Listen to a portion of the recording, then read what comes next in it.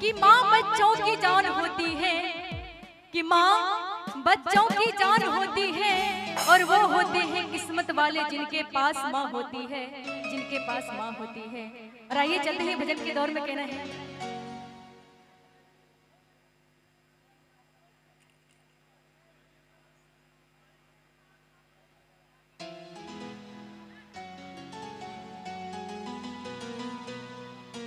क्या, और आइए कहना है कि माँ से माँ मैं हूँ दासी तेरी दाती। एक भक्त अपने माँ से कहती कि माँ मैं तुम्हारी दासी हूँ और मेरी नैया तुम ही पार कर सकती हो माँ। और आइए किस भाव में कहती है, मैं हूँ दासी तेरी दाती, सुन ले बिनती मेरी दाती।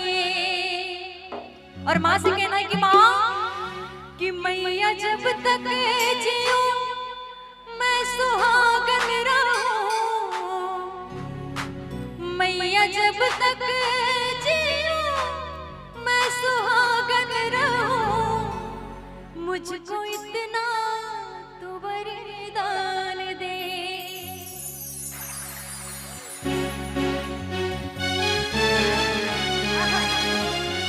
क्या बात, बोले सच्चे दरबार की।